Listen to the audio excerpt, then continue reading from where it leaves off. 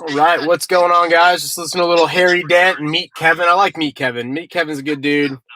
I like Harry Dent too. Harry Dent's a little crazy, but he's worth checking out. So tell me, the future of the bets, the GameStops, are they fragmented? Did they just get bankrupted and robbed of $18, $19 trillion holding the bag? They did. What's the future of this sort of collectivism from the retail investor? I mean, who's going to lead this? Is it just going to be a group of headless chickens now, or what's So here's my idea on this, guys.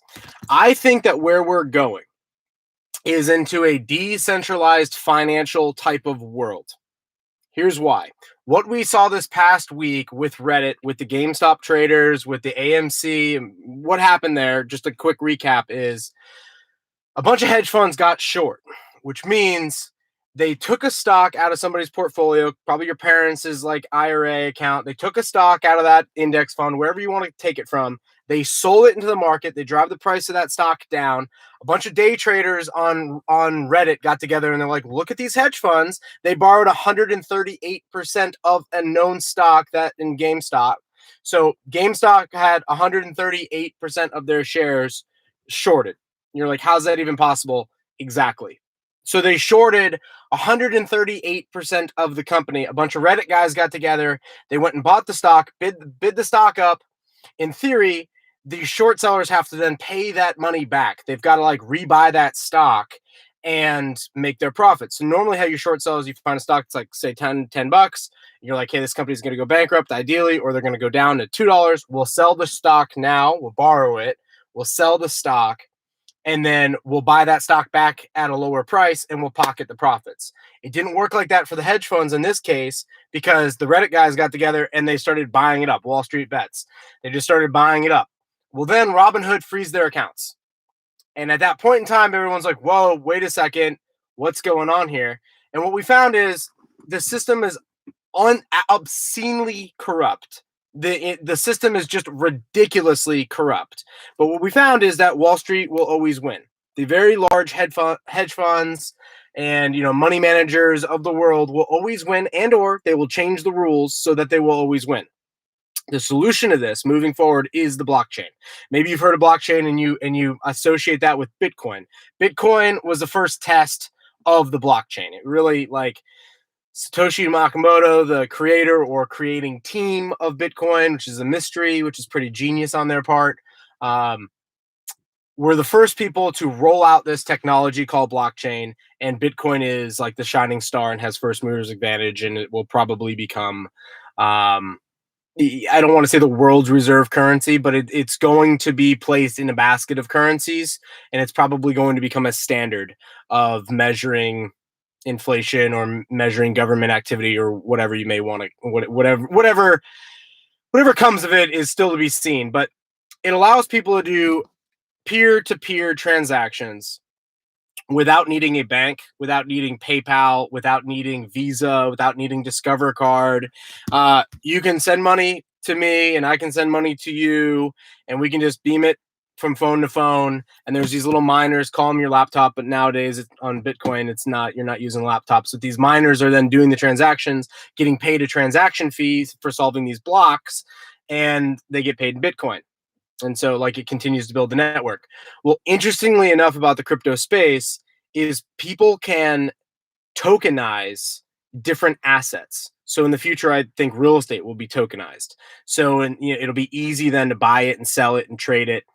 Maybe you'll have the title to your vehicle or something like that will be tokenized, and then use the blockchain to keep and maintain that data. I think medical institutions are going to take medical history, which is very private information, and begin to put that in the blockchain so that first responders or doctors and nurses that need access to that data can get access to it. But for the security of the patient, it's encrypted. It's in the blockchain. You can't just go and get somebody's medical history. So I think the blockchain in our era that we live in, 2021, for dating this video, and we'll see how this ages, is the internet of our time.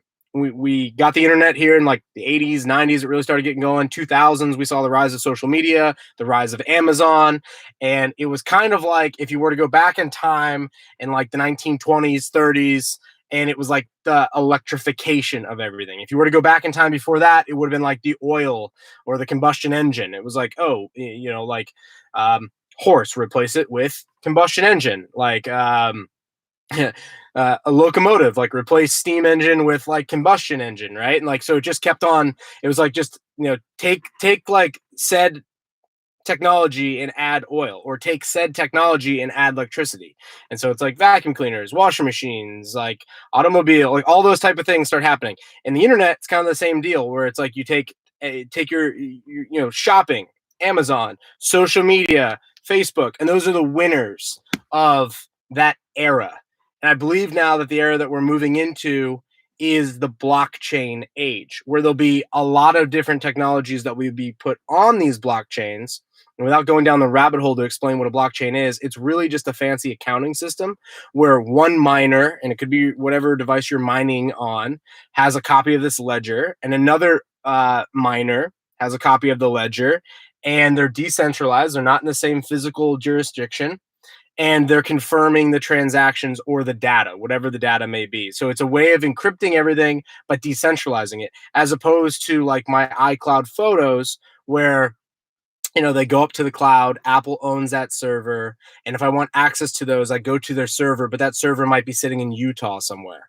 And so like, my phone is literally communicating to Utah to pull my photos down and get, whatever it was that I was trying to find. With blockchain, it could be on the ledger on my phone, on this laptop, and I can get access to it relatively quicker too, because maybe the miners will be down the street or in my backyard or whoever, and it's just quicker, and there's backup copies of it all over the globe. And people that run these pieces of software or these programs, whether it's file storage or medical records or whatever it is, will get paid for their computing power, will get paid for their space.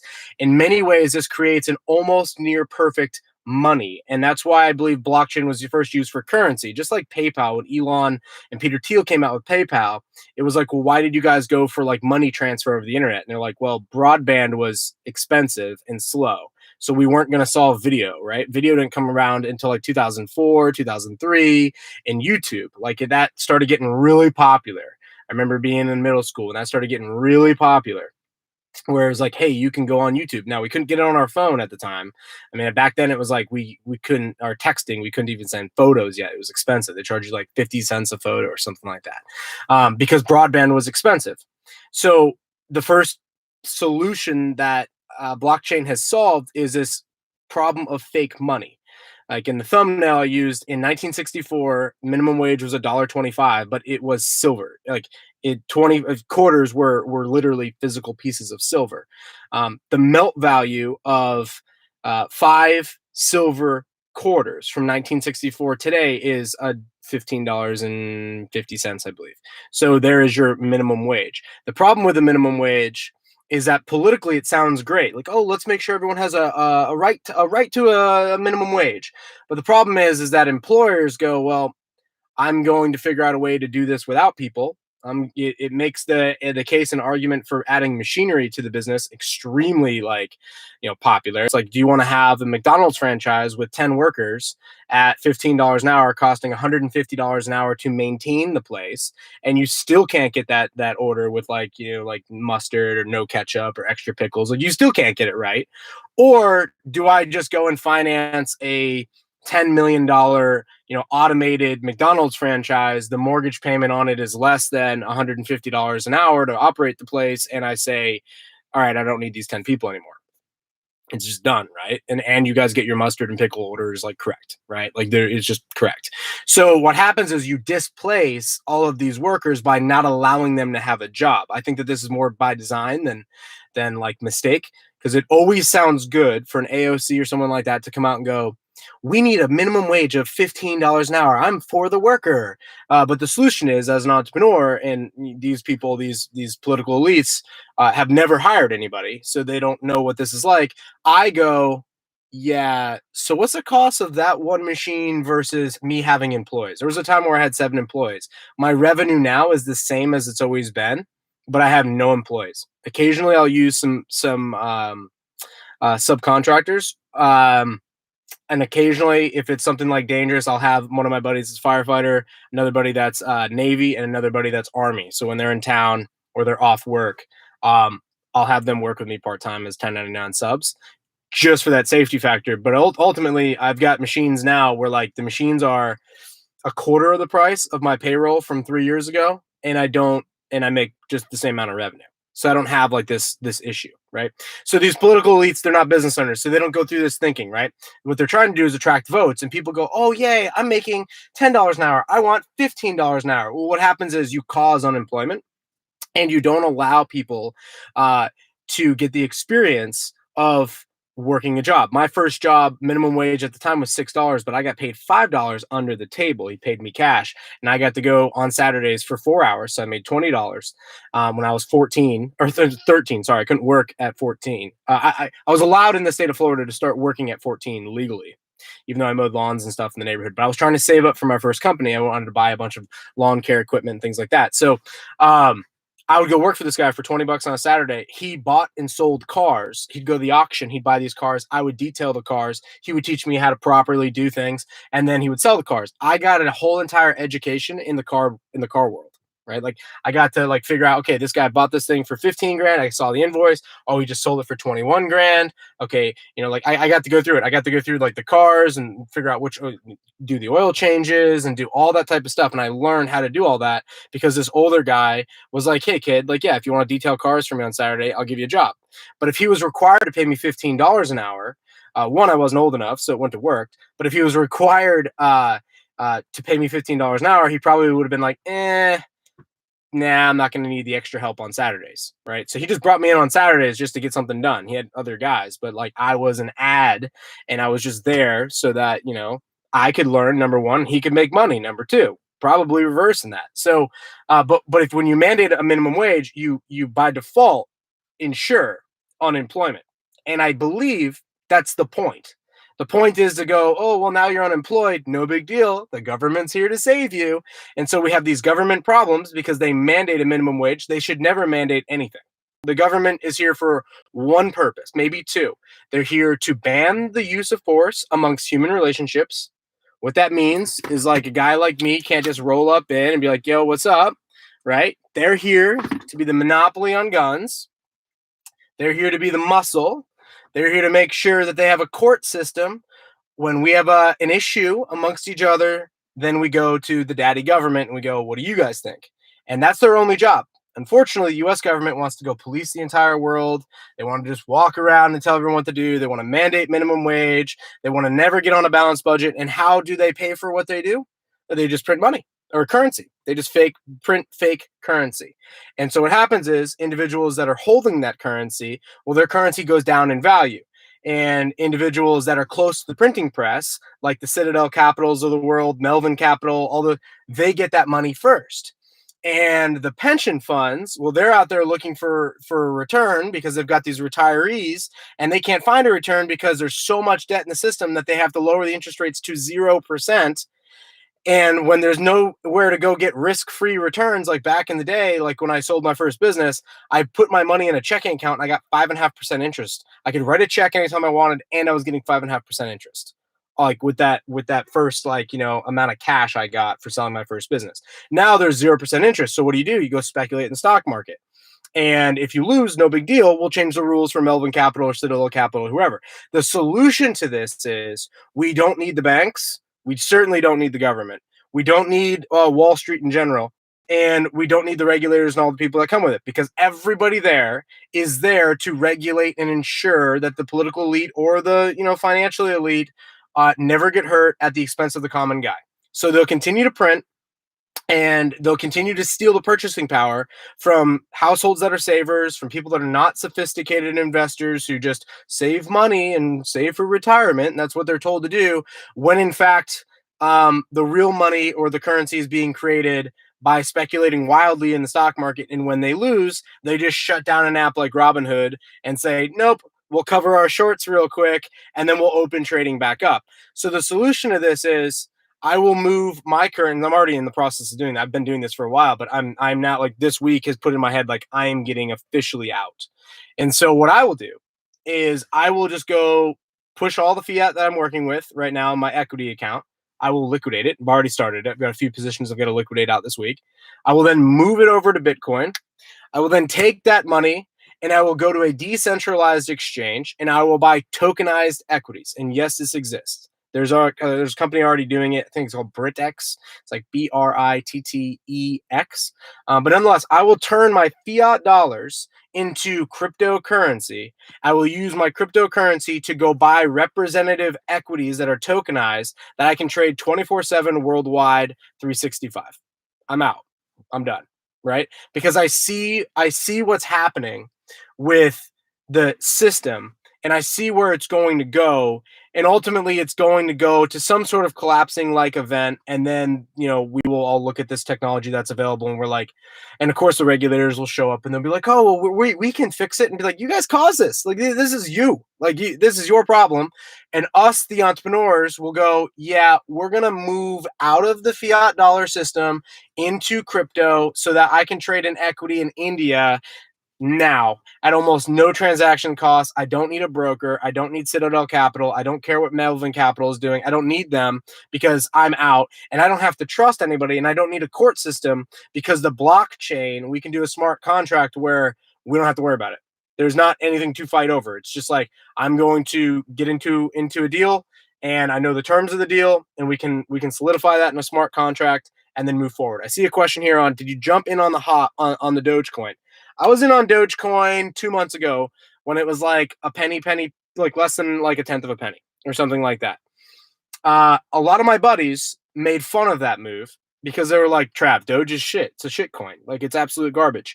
The way I see it, the hype behind Doge is they want, people, the Redditors and, younger kids, the TikTokers, they want Doge at $1. That's a catchy little tune, right? And the Bitcoin people, they're like, it's digital gold. And so if you look at both of those storylines, the other cryptocurrencies don't have that storyline. Maybe Litecoin does with it's the silver to Bitcoin's gold. Nonetheless, here's my belief on this.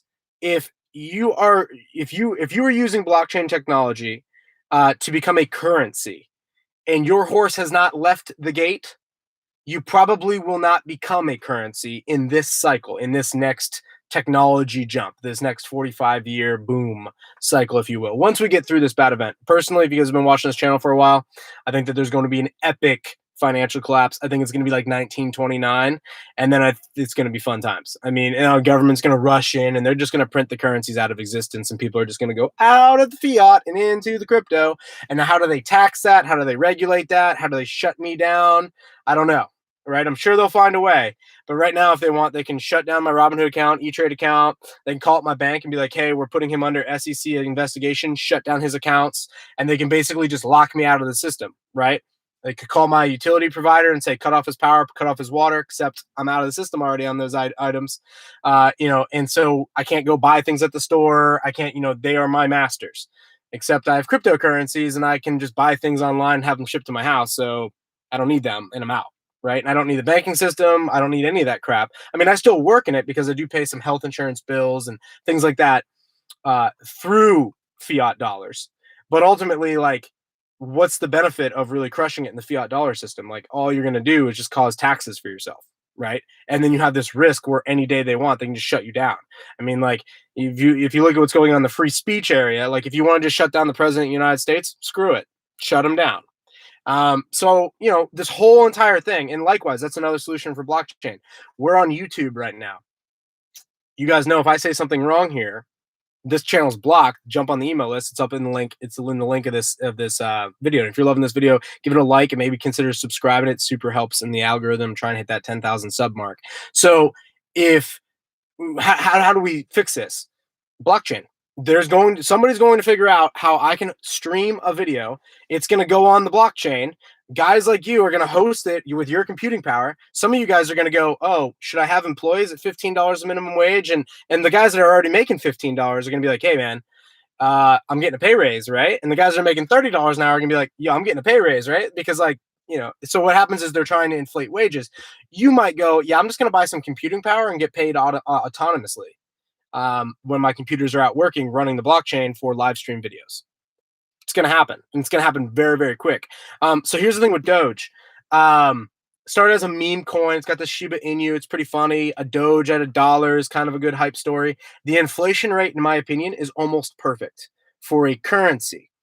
Bitcoin will always increase in value. It's a set up to be a deflationary currency. And if you're a Bitcoin maximist like I was in 2011 when I saw Bitcoin at $3, I was like, holy cow, this would change the world. Because as the currency continues to appreciate in value, technology continues to drive the price of goods and services way down. I pay less for this phone than I paid for like an old school Nokia back in the day, although I wouldn't mind one of those like Nextel walkie-talkies again, like, but nonetheless, technology gets cheaper, the currency appreciates. Save money for a rainy day, says grandma, and it works when you're in that type of system. However, we're in a system where the Federal Reserve will always print money, and they will currency. They'll print that currency. They'll give it to people like Melvin Capital. Melvin Capital will go leverage it. Let's just say we want to buy some real estate, right? Because real estate always goes up, except it doesn't if they stop printing. But as long as they keep printing, I can take a 30-year note at 1% interest or 0% interest or whatever, and I know that they're going to inflate the currency 2 or 3 or 5 or 10, or if they screw up, 50% a year. So I can have a renter pay that off, and then anytime I want money in the fiat system, I can go, hey, the property I bought for $500,000 is now worth $1 million. Go back to the bank and say, I'd like that equity. I'd like to get a new loan. I'd like to take my $500,000 in equity out. They'll pay me debt. I can go spend my money, but because it's debt, it's not income. And then the debt is secured by the land. So I win. And that's how that system works. And if you understand that, great. If you're saving your currency and not doing that and buying things like assets like land and stocks and things that get pumped up with inflation, then you're getting screwed. And you're on the other side of this like, well, I need a $15 minimum wage because I'm getting screwed. Yes. It's like if you don't own capital or assets, as they inflate, those assets go up. Silver, gold, Bitcoin, it goes up. And if you're on the other side where you're just trying to like work to live, then you're always going to have to work harder and harder because they continue to inflate. So the money gets faker and faker and you get poorer and poorer until you have this divide between the rich and the poor. And you get right to where we're at right now. And it's like, how do these things normally go in history? Not good. Normally violent events happen because of the haves and the have-nots. BlockChain fixes this. Without firing a shot, the BlockChain could fix this. We just sidestep the system and we leave the system. It's just like the Jews leaving Egypt. Like, just pack up your shit and leave. Just start making moves.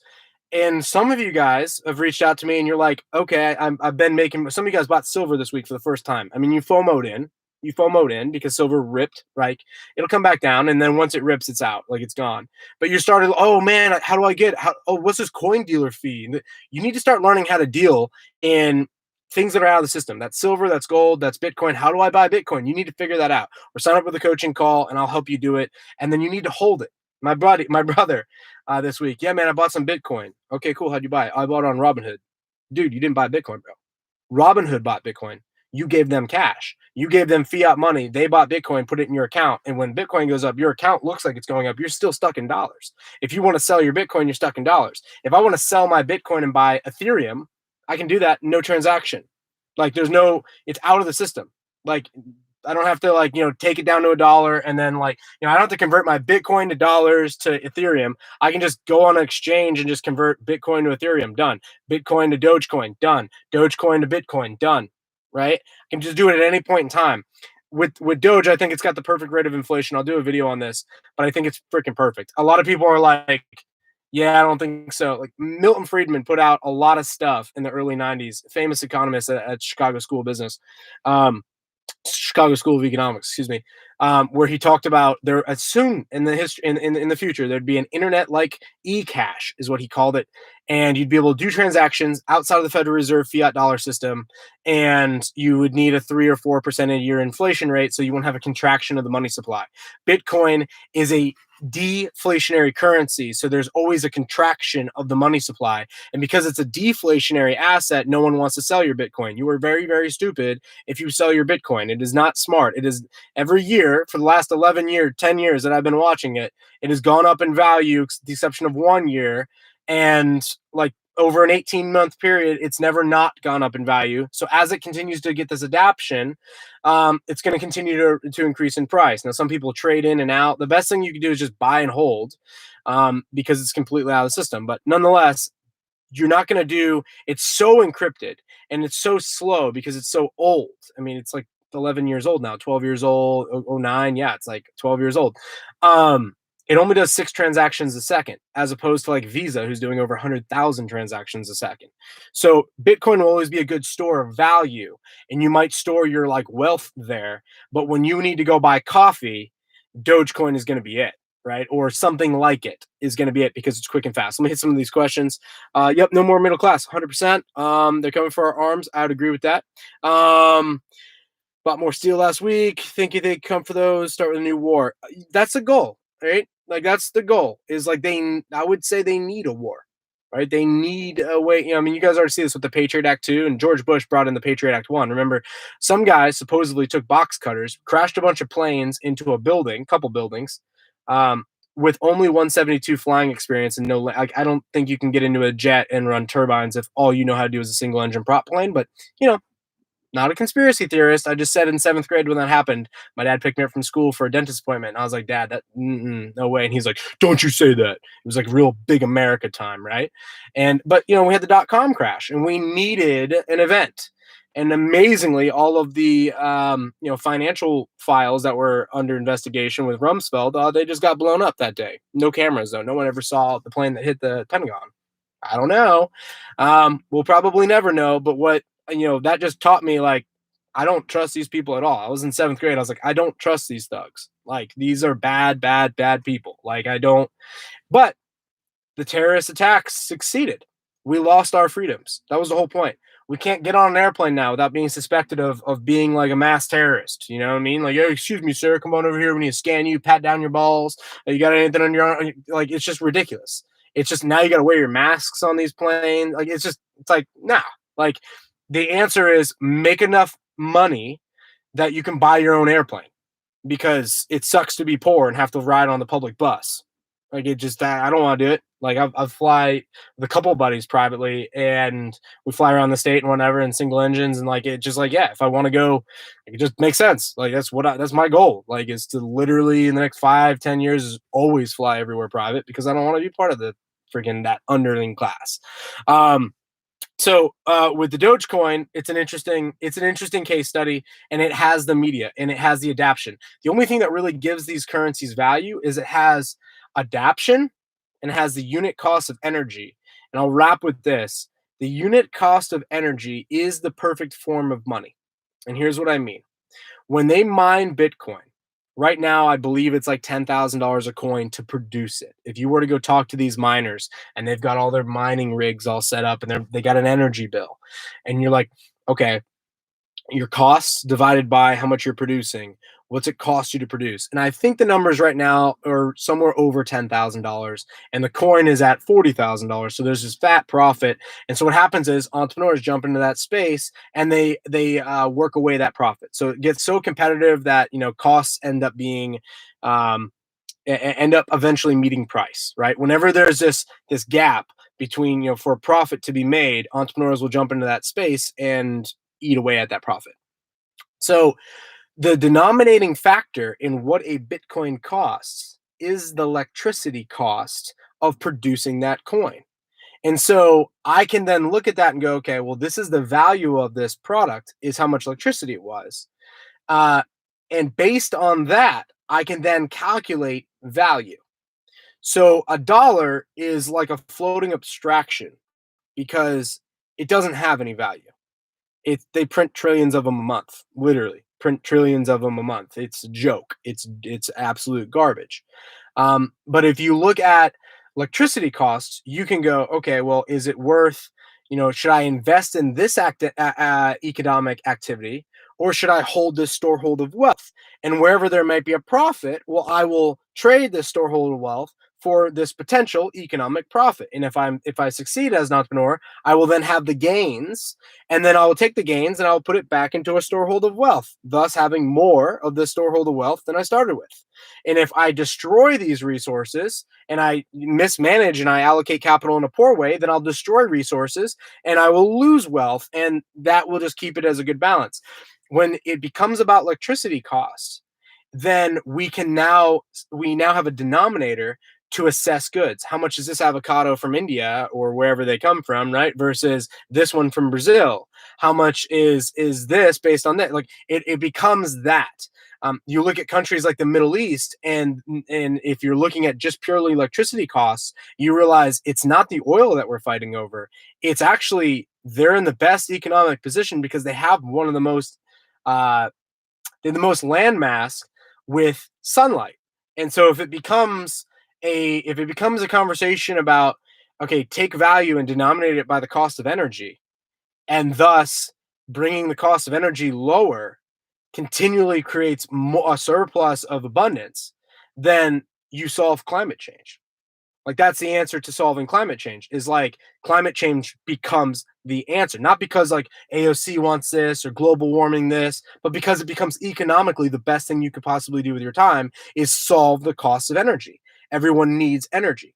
And so if your monetary system is divided by the unit cost of energy, and technologies always bring that unit cost of energy down, then the entire, rising tide floats all boats, right? So the entire human population is always rising, and there's no distortions created by a centralized bank that prints currency, gives it to their buddies like Melvin Capital. A bunch of Reddit traders beat them up real quick. They freeze their accounts because screw the poor people.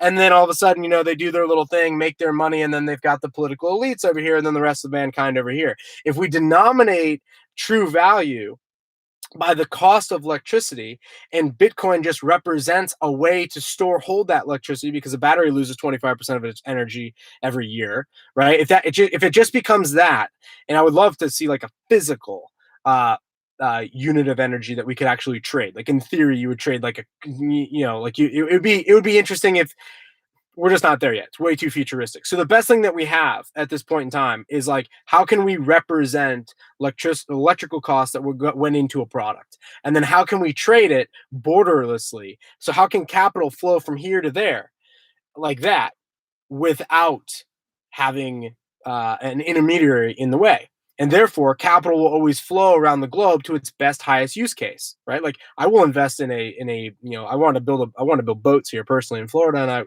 we're one of the boat capitals of the world. And I looked at the cost of making these aluminum boats I want to build, and I'm like, it's way cheaper to do it somewhere else. Well, my capital, when it's in a crypto, can flow like that.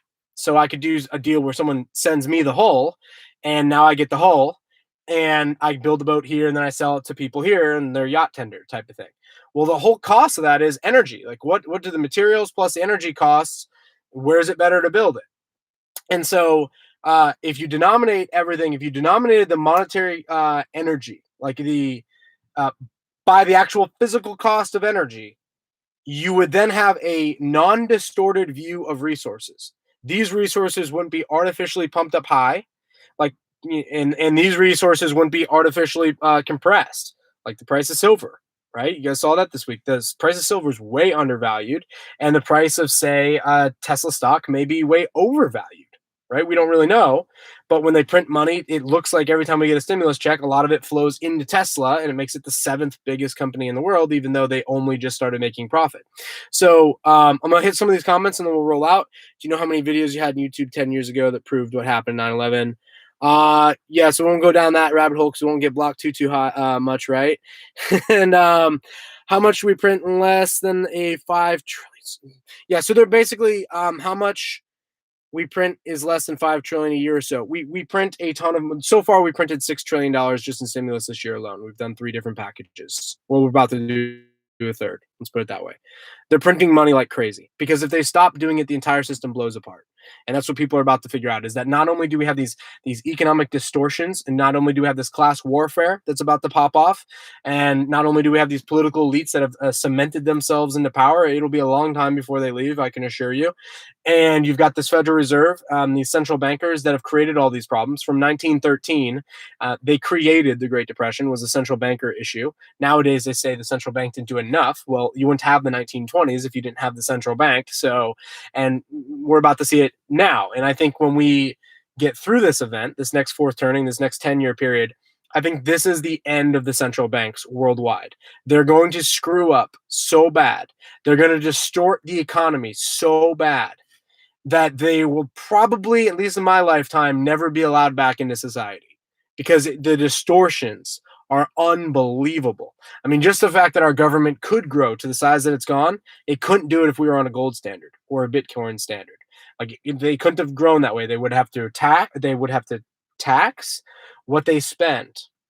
Instead, they can spend indefinitely and do whatever they want, and the Federal Reserve monetizes the debt, causing inflation for your, everything. I mean, they say there's no inflation, but the price of everything I buy has gone up. I mean, price of trucks and fuel and everything continues to go up. Price of silver's gone up, price of gold's gone up, and there's been a shit ton of inflation if you divide it by a consistent value. And that's why people always do like a gold standard. Like, if you want to figure out the real price of something, take the price that it was, take the price of gold and divide it by, how many ounces is that product. And gold, for the most part, has been a perfect measurement device of value. The problem with it is it's hard to transport, it's heavy, it's not even accessible for most people, and everybody's got a smartphone. So it kind of makes sense to have a digital representation of some sort of monetary energy.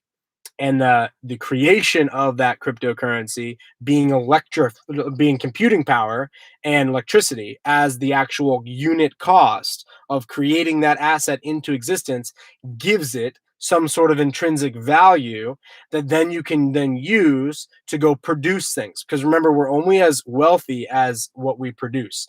As like the goods and services that we produce is the wealth. Don't just sit at home and just get a stimulus check and create wealth. All you're doing is creating distortions and decreasing the amount of wealth in the economy, because nobody's producing any goods and services. They're just taking the currency, making it absolute trash, and you're having a lack of goods and services in the economy. So hope you guys got some value of that. I'll see you guys on the next live stream. Peace.